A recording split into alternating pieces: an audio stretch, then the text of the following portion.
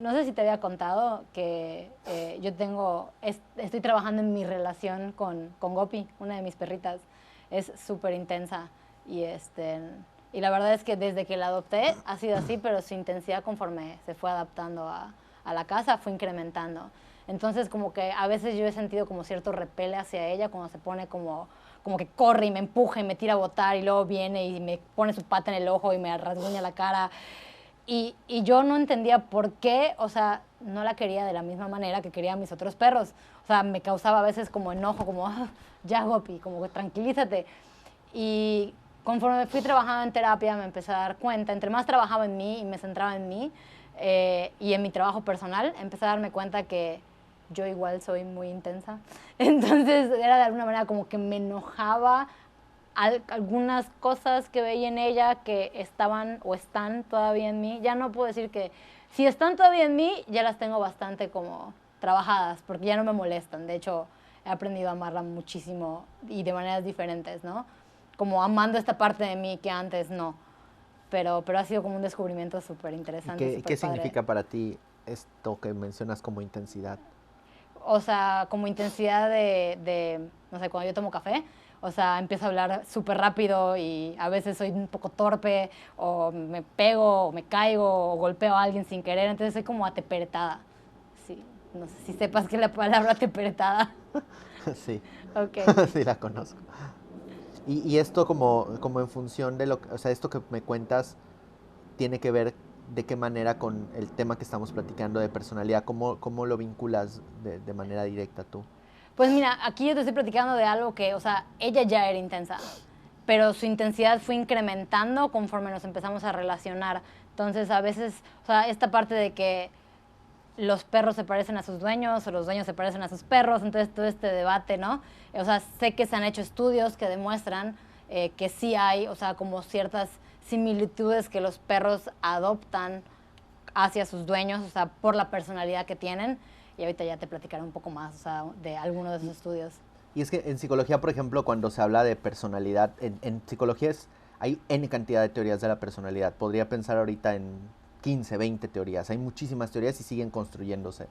Pero uno de los debates más antiguos sobre la personalidad dentro del estudio del comportamiento, la personalidad, el yo y la identidad, tiene que ver con los que hablan de que tanto la personalidad es una cuestión hereditaria y que tanto la personalidad es una cuestión social, de aprendizaje social, en donde al final de cuentas en un humano y algunos hablan que en animales, traen una personalidad dada y que tanto se moldea por el ambiente. Entonces eso es un debate muy actual, muy, o sea, muy presente y muy del pasado en psicología y eso genera como siento como muchas preguntas y que tienen que ver con esto que tú dices de que tanto el animal, la mascota se parece a su dueño o el dueño se parece a la mascota, porque no hay, incluso dentro de la psicología no hay una conclusión en la que la mayoría de los teóricos estén de acuerdo, siempre van a haber como diferencias, similitudes. Algunos hablan, por ejemplo, de que los humanos somos tabula rasa y nuestra personalidad se va construyendo en función de todas las relaciones que vamos teniendo. Entonces, si agregamos que la del animal, la del perrito es una relación más, es muy probable que bajo esta lógica es una relación que también va a construir tu personalidad. Y si pensamos en el perrito bajo esta misma lógica, es muy probable que la relación que tiene con su dueño Construye su personalidad. construya parte de su personalidad. Yo, o sea, yo incluso me atrevería a decir como parte, porque siento que la personalidad se vuelve como una gran cantidad de retazos. De hecho, hay un teórico de la psicología social, Kenneth Gergen, que dice que somos como un continuo, una conglomeración, un grupo, Conglomeración. un grupo de pastiches, es decir, como una gran cantidad de adhesiones que vamos teniendo a lo largo de nuestra historia y configuración de vida, ¿no? Entonces, Sí. Y para mí es un poco así, como un poco de muchas de nuestras relaciones y muchos de nuestros vínculos. sí. Sí, y está súper interesante, o sea, o sea, sí definitivamente, o sea, yo siento que como genéticamente tenemos una predisposición, pero en el proceso, o sea, vamos creando nuestra personalidad, ¿no? Y creo que y eso es en el tema de las personas, o sea, en el tema de los animales que no razonan, o sea, de la manera que nosotros lo hacemos, o sea, no tienen el neocórtex que les permite como que toda esta parte, ¿no? O sea, del razonamiento, sino que se quedan ya como en el sistema límbico y de alguna manera, o sea, yo he visto que se han hecho estudios que demuestran que está más desarrollado que el nuestro en el sentido de que pueden percibir nuestras emociones de una manera más impactante que nosotros a ellos. Entonces, esta parte, o sea, los estudios que se han hecho para como querer comprobar, y no hay nada como o sea, por escrito, o sea, que sea ciencia cierta, pero esta parte de que, pues por supervivencia, nos observan muchísimo y nos observan para sobrevivir, y dentro de esta observación leen nuestro lenguaje corporal, nuestras expresiones faciales, que las asocian con las emociones que estamos sintiendo al representar todo este movimiento, ¿no? Y ellos aprenden a reaccionar en base a eso para su supervivencia, y que obviamente conforme van aprendiendo y esto se va repitiendo y repitiendo y repitiendo, les lleva menor tiempo y solo al vernos, o sea, ya sienten y ya saben y ya reaccionan, ¿no? Y pues o sea, se relaciona un poco con uno de los estudios que es como que el que más ruido me ha hecho, que hizo de hecho un psicólogo social, y menciona dos cosas muy interesantes. Creo que una en la que los perros y los gatos, o sea, pero en mayor medida los perros, porque sabemos que los gatos son un poco como más silvestres, menos domesticados, se parecen a nosotros en el sentido de que si el dueño tiene una personalidad como más social, más agradable, el perro tiende a ser, o sea, más social, más hiperactivo, más activo, más agradable, ¿no? Con más personas. Y si el dueño suele ser como un poco más reactivo o menos amistoso, el perro tiende a tener una reacción similar. Ese estudio se hizo como con 1,600 y tantas personas con o sea, diferentes razas de perros. Y el otro es que si el dueño es emocionalmente estable, el perro suele ser más emocionalmente estable también, o sea, más equilibrado. En cambio, el dueño que suele ser emocionalmente inestable tiende a tener un perro que es más miedoso, reactivo, y eso me pareció, o sea, sumamente interesante, regresando a la parte de la supervivencia, ¿no? Y es que, o sea, ahorita que escuchaba como compartir estos experimentos, me pensé en el conductismo y en las otras teorías que existen en psicología para explicar el comportamiento y las acciones y los pensamientos y las emociones. Y algo que me parece que tienen como, que para mí sería una de las grandes distinciones entre la construcción de personalidad de un perrito a un humano, es que el humano en algún punto puede decidir dejar de ser de una manera, entonces el perro no. Entonces, sí, es esto que mencionaba sobre, que yo interpreto como una reacción mucho más como mucho más genuina, natural y no razonada, o sea, que hace que a lo mejor si el dueño es extrovertido o es como súper amable y súper alegre, y entonces el perro reacciona en función de lo que tú mencionas, y bueno, tú eres la experta en esa parte, pero en la parte de los humanos yo diría que la diferencia es que llega un punto en el que es humano, dice yo ya no quiero ser así, y deciden ser de otra manera. Con los animales evidentemente eso no pasa. Es un perrito no puede decir mi dueño es extrovertido, decidiré ya no ser extrovertido porque me cae mal y lo quiere llevar a la Claro. contraria. Entonces, pero un humano sí lo puede hacer, o sea, en algún punto en la adolescencia, por ejemplo, si te han enseñado X cosa y te han hecho de una manera, tú decides dejar de ser de esa manera y el animal no. Y eso creo que lo hace hasta cierto punto como hasta un poco más predecible, un poco más fácil de entrenar, ¿no? O sea, a diferencia de, no sé, en el conductismo, que es como la corriente que más se usa, entiendo, para trabajar el comportamiento animal. En los humanos, por ejemplo, se ha visto que está súper obsoleta el conductismo porque el humano puede razonar y puede jugar incluso con lo Con que eso. hace el humano en el conductismo. Sí.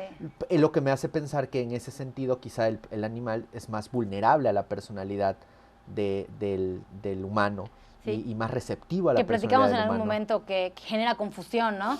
Creo que platicamos, de hecho, de Gopi, que me decías que si de repente yo la besaba y la apapachaba y la amaba y de repente la empujaba y la hacía feos, o sea, como esto, o sea, va a generar, o sea, como no hay una constante, o sea, genera una confusión, que es lo que decíamos de si el dueño es emocionalmente inestable y de repente está y de repente no está, o sea, ¿qué genera en la mascota?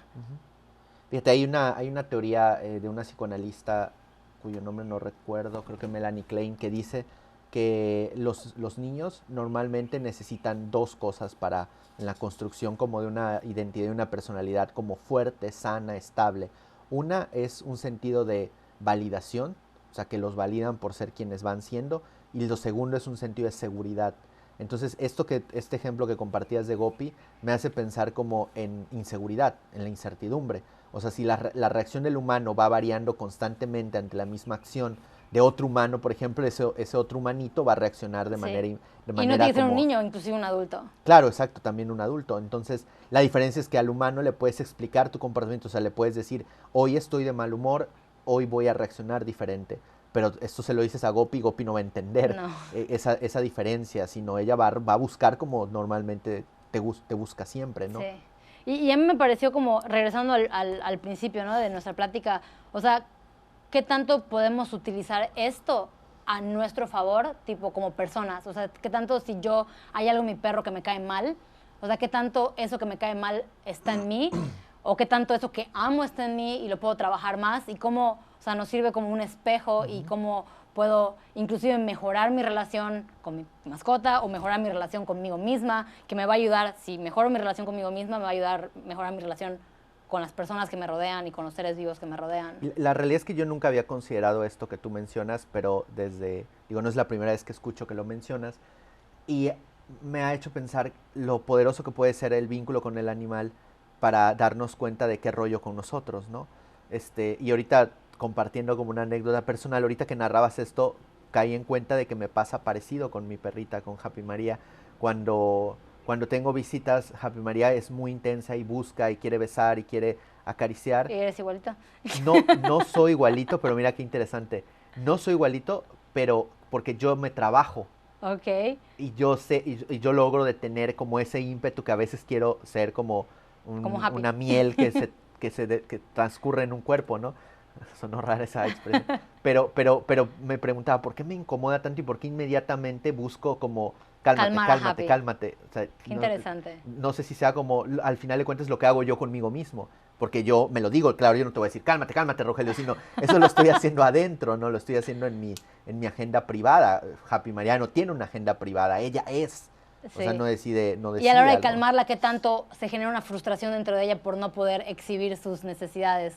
Que, o sea, no hay un entrenamiento, no es nada más como, a ver, o sea, a las personas no les gusta que le brinques o cosas por el estilo, pero me deja como con esta idea abierta, ¿no? De, o sea, observarnos a través de nuestras mascotas, o sea, perros o gatos, porque a veces los gatos no se me está acercando a mí, ¿por qué no se me está acercando a mí? O sea, ¿qué hay allá que hace que tu gato no se acerque a ti? Porque son todavía muchísimo más sensibles que los perros. Entonces, deja ya esa cuestión de observarnos más y trabajar en nosotros.